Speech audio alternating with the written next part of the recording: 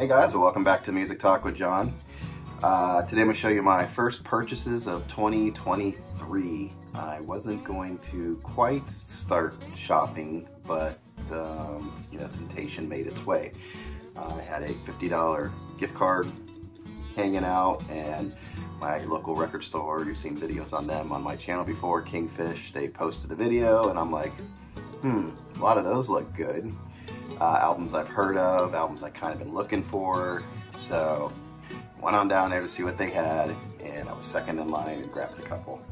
And Steve over there was really helpful, helped me kind of pick them out and working with me on the pricing and all that stuff, so shout out to him. So the first one I picked up was a band that I started getting into last year. I'd heard them before, but the riff was this, Smoke on the Water. It's a Deep Purple Machine Head. So, growing up and learning guitar, Smoke on the Water.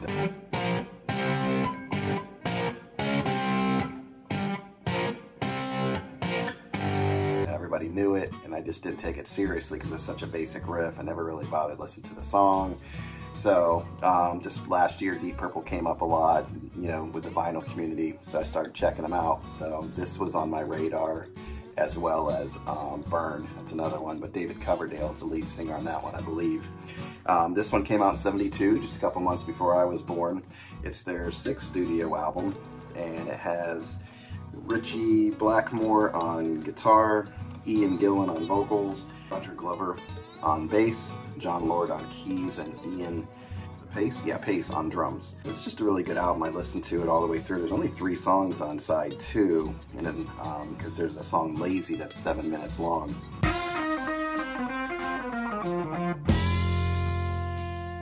Yeah, it's just a good album all the way through. I gave it a listen on my streaming service, and I liked what I heard. Is it one big? No, it's 2 different pictures. There's the inside of it. But I haven't played this copy yet. Very new to me, but I was just showing it to you. It is a reissue because it came out in '72, and then you have a barcode that wasn't until like the '80s, so it's definitely a reissue. But the album is clean, and it's on black vinyl. So I am looking forward to giving this a spin very soon. And my first is Deep Purple, and the Burn one will probably be the second one. But I'm gonna listen to them a little bit more. What I like about them, I was telling a friend, they're like Black Sabbath with a cool Hammond B organ in there. So I liked what they do. So very happy to have this and add this to my collection. Next we have one that I owned in the '80s. I had this on cassette, and I remember buying this cassette. It was when they had like clear cassettes you could see through, and it had the white writing on it. But this is Bon Jovi. This is their 4th studio album, New Jersey. I'm a kind of off and on Jovi fan, but didn't have a lot of their stuff. I think the only 2 things I ever owned by them, probably on CD, was Slippery When Wet and this.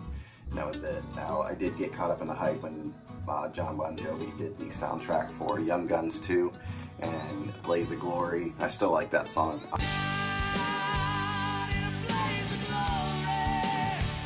So I probably will, if I ever see the Young Guns, I might pick that up, but I've never seen that on vinyl. But New Jersey, this is just one that I liked it.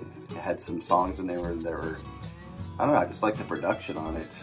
I mean, the lyrics aren't much to write home about, like Bad Medicine. That's just a fun rock song. They wanted to have like a stadium rocker, so Lay Your Hands on Me is that. Lay your hands on me, lay your hands on me. Bad Medicine is that. So start off with 2 big, really just hyper songs.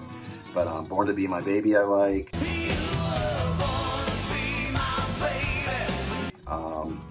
I don't know what did they release off of this. I'll Be There For You, I'm pretty sure was a release.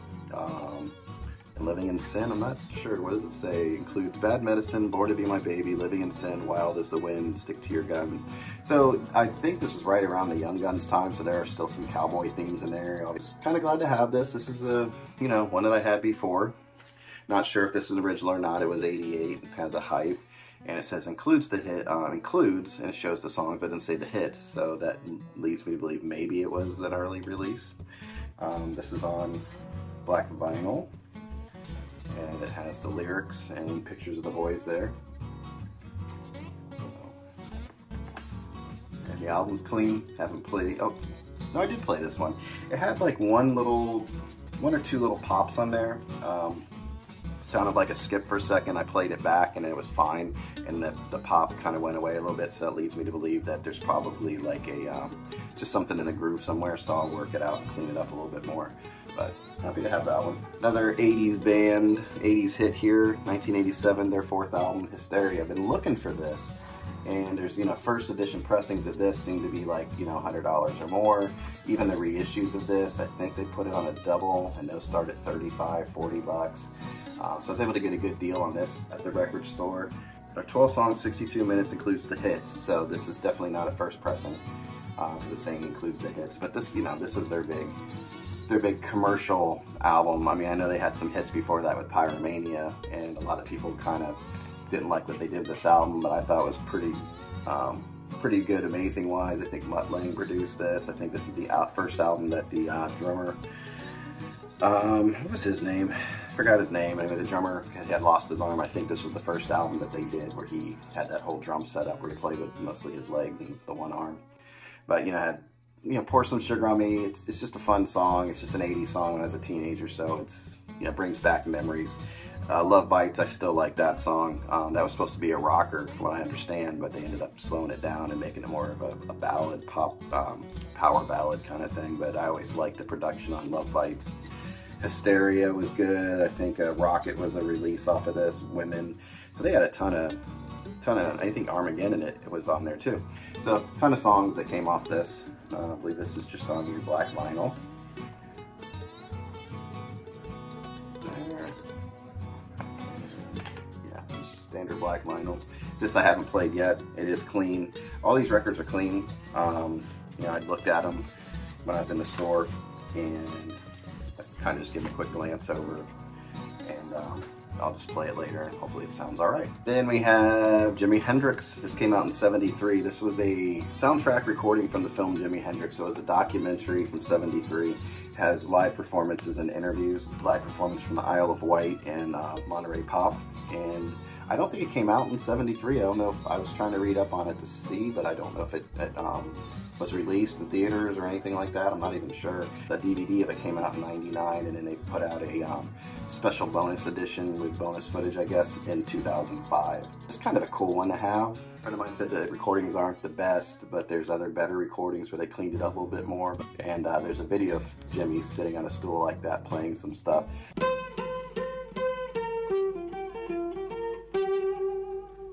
So I just picked it up. It was a good price. So did that. It's a double album. Like I said, it has interviews. I think like Clapton, a lot of people are interviewed on there. Here's your inside there. It's pretty good. There's some like staining right here. And I don't know if that's a stain though. Is that a stain? It's funny because this is here and it just looks like part of the album. It doesn't look like, you know, like a shadow or something. But there does look like there's some possible staining down there. It's just funny because it's like almost the same color as the album. But anyway, so that's the back of it. And this includes songs like Hey Joe, Red House, Purple Haze, Johnny Be Good, Like a Rolling Stone, Star Spangled Banner, Rock Me, Wild Thing, Machine Gun, In From the Storm, Hear My Train A-Comin', and Machine Gun with the Band of Gypsies. So this just shows all the interviews. Yeah, Mick Jagger's on there, Buddy Miles, Pete Townshend's on here. Well, I kind of always saw it around and picked it up. I figured it'd be kind of cool to have. I'll give it a listen. Haven't listened to it yet. And then I have 1981 Frank Zappa, Tinseltown Rebellion. The first time Steve Vai was featured, I don't know if as an artist, but with Frank Zappa. It was his first album with him. This one I haven't heard yet. This is a demo, not for sale. I got my hands on it. I know Peaches 3 from this.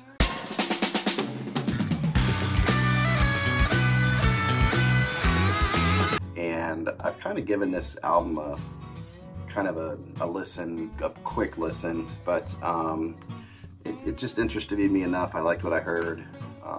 You know, the Peaches 3 and the other songs I heard off of this, I really liked it. And it has the has lyrics on the inside. Not sure, you know, it's a demo. It says 81 on it, so could be pretty early. Measure right there. And it's on black vinyl. And vinyl, like I said, that's clean. Check that out first while I was in the store. If I'm pretty good at like IDing, you know, if like a scuff. Scuffs aren't usually that bad, you know, scratches are. There's certain things I kind of know what to look for now, and I've done pretty good with it by doing it by eye, you know, not playing it. I think it looks like the same exact cover. It's on black vinyl also. So just building my Zappa a little bit more. I think it's like my third Zappa album. I have a compilation, and I think this one, Hot Rads. Anyway, that's my recent, my first purchases for 2023. So I plan to kind of maybe back it off a little bit and start getting used to my albums a little bit more. I have a semi-resolution to listen to some albums there. I have some that I bought, put in here, I haven't even listened to, so that I need to do. And there's some that I've only listened to like one time, and I need to really listen to them and acquaint myself with them. Knowing that I like them, I put them in there, so I know I like them in there, but I just need to remind myself why I like them, pretty much.